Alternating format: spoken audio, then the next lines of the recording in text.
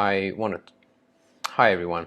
In this video I want to talk about becoming comfortable with who you are and becoming comfortable with how others are, how others respond to you.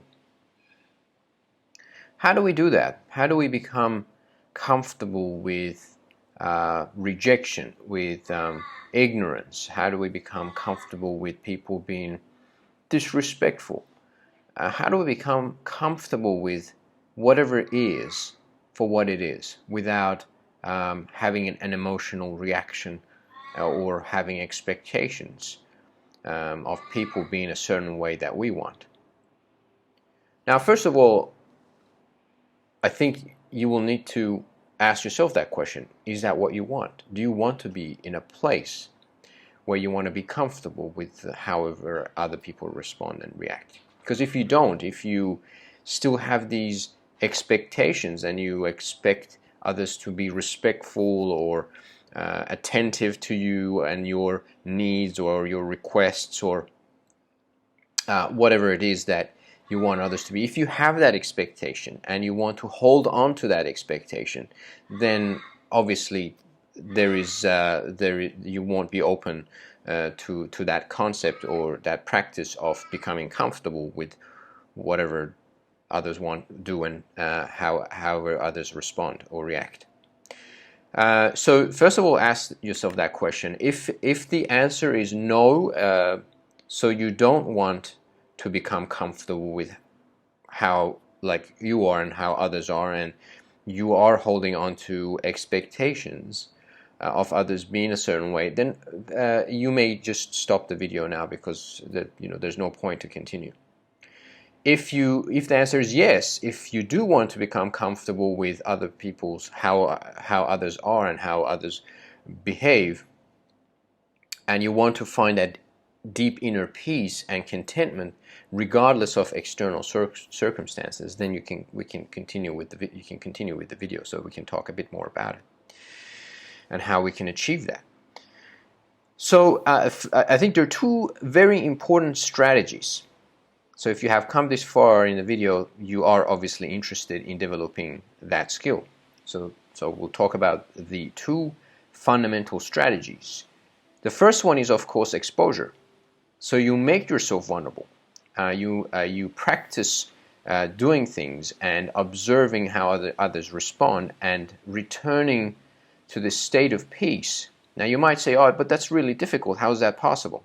Well, that's where the second strategy comes in, which is the practice of complete, non-judgmental, curious, open, compassionate self-awareness and other awareness. So what does that actually mean? So it means when something does happen, when others respond a certain way that is not what you like or what you expect, how you respond to that situation makes a difference. So when you observe that situation with curiosity, with openness, with a sense of love, then it's very different to when you respond to that situation with criticism, self-judgment, other judgment, with frustration, anger. Now, here's the thing. Even if you do experience those things, even if you do experience frustration, anger, hurt, disappointment, and these feelings and thoughts do arise, that's completely fine, because you can again break the cycle of reaction by paying very close attention to those reactions. So when you experience a hurt or anger, you pay very close attention to that with kindness, with openness, with curiosity. And as soon as you pay attention to those feelings and thoughts with curiosity and openness, you break that cycle of reaction. You don't stay in there anymore, because as soon as you pay attention to something with curiosity, with love, with openness, it cannot sustain itself. That emotion cannot prolong itself. It's not sustainable for that emotion to progress, because when you're breaking the cycle effectively. it's very difficult to understand what I'm saying here unless you practice it, and that's what I'd like you to do, is to look for opportunities when you do feel disappointment, or anger or frustration, or hurt.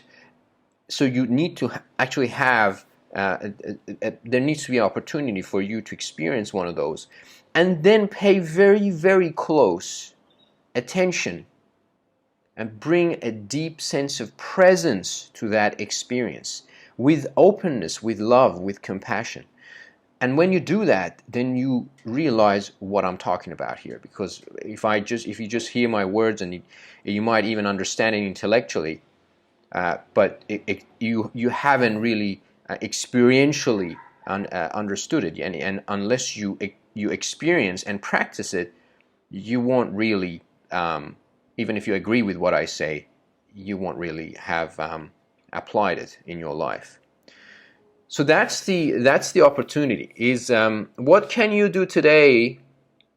And don't you need to do this sooner rather than later, because it's fresh in your mind what we've just discussed. So what can you do today to give yourself an opportunity to practice that? So can you experience some form of discomfort or negative emotion or thought, and can you pay very close, intense attention and presence? Can you bring in an intense presence to that experience and break the cycle of reactions, right? Breaking the cycle of reaction the concept is quite simple. A lot of people, in fact, panic about the negative emotions or escape it. That's a reaction. That's a reaction on top of an earlier reaction. So the earlier reaction was, maybe a mild discomfort, unpleasant feeling, emotion, whatever. But then the reaction of trying to escape it or avoid it or fight it or fear it or panic about it, that's a second reaction. So these are secondary reactions, and we're trying to break these cycles by, instead of escaping, welcoming all of these initial reactions you might have had to a situation. So as, like, for instance, the initial reaction might be hurt or disappointment or a mild anger. And then suddenly you break the cycle by paying curious, open, compassionate, loving attention to that emotion, to that experience, and you break that cycle right there and then, and so it does not prolong.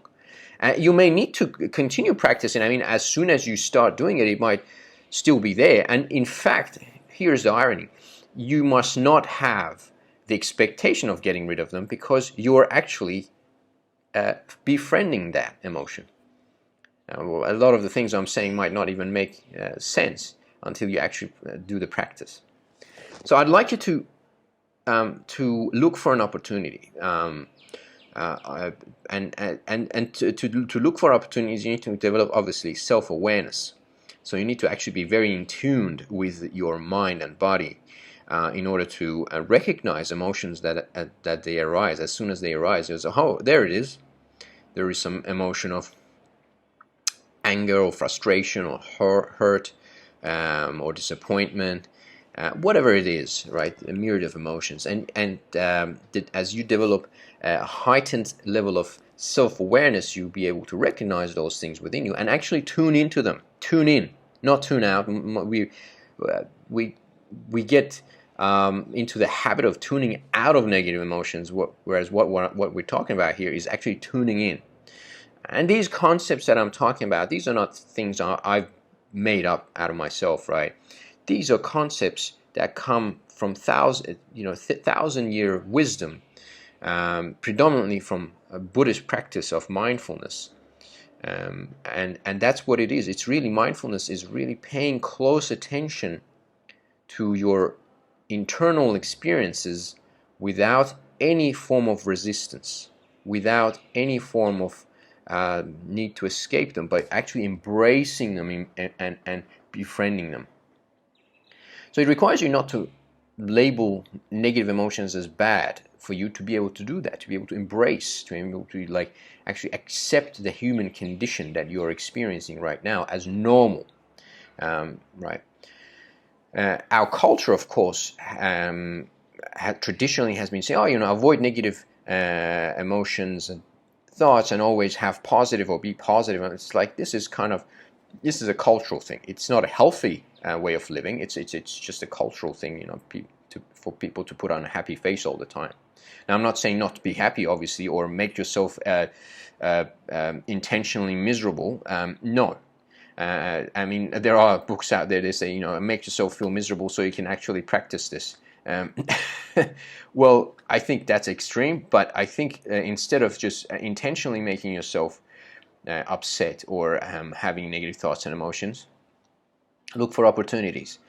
Make yourself, have a heightened sense of self-awareness. So as soon as they come, you notice them, and you tune in with an intense presence. So you bring complete presence, intense presence to you. Embrace it. You befriend it. You say, "Hey, welcome, come," and embrace it. You have that attitude of openness and welcoming attitude towards that emotion.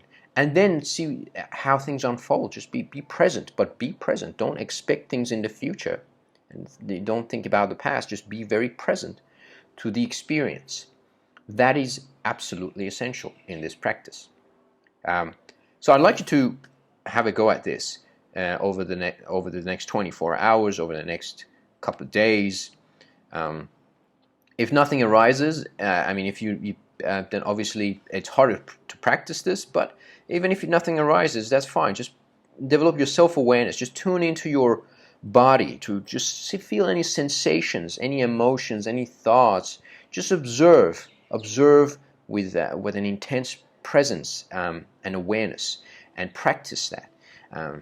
I can't overemphasize on how important this is. And you only recognize the importance of it when you do have challenges in life. And we are at a stage where we can actually probably we have more of those emotions arising because there's so much uncertainty right now currently. So I'd like to hear more about your experiences. So please let me know how you go, and share your practice and your insights and your experiences. And feel free to actually argue with what I have to say in this video. Don't just accept it. If you're not fully understanding it, please feel free to engage in a debate with me and with others. So it's important that you don't just follow this blindly. And I don't expect that. I want you to kind of really first try to practice it for yourself, to kind of actually become welcoming to your human experience, and just actually not feel that it's unusual or odd to feel a certain way because of certain things. And break that cycle through openness and curiosity and love to whatever that you're experiencing. I want you to practice that. As you practice that, going back to what we talked about at the beginning of this video, is you become comfortable with whatever there is. You have no expectations. I'm not saying that you give people excuses to be rude or not nice. It's not the point, right? That's a different topic altogether. But people have, if people want to change, they will change. You can't change people, and that's a fact, right? And you too as well. No one can change you. You can only change. That's why at the beginning of the video I said, if you agree that you want to develop that skill, let's continue. If you don't, then you got to stop there, right? Because there's something your belief systems are creating limitations for you, right? And that's something that's your choice, and you might want to choose to change your belief systems, which will open you to new opportunities for growth and development, or you may not. You may just say, no, I have this belief system, I stick by it, and so on. And so you may go through the same experiences you've always had. And a lot of people are like that. In fact, most people are like that. So it does require openness to change, for change to take place. Okay, so thanks for listening to this video, and I'm looking forward to having more discussions with you around these topics. Thanks, and have a great day.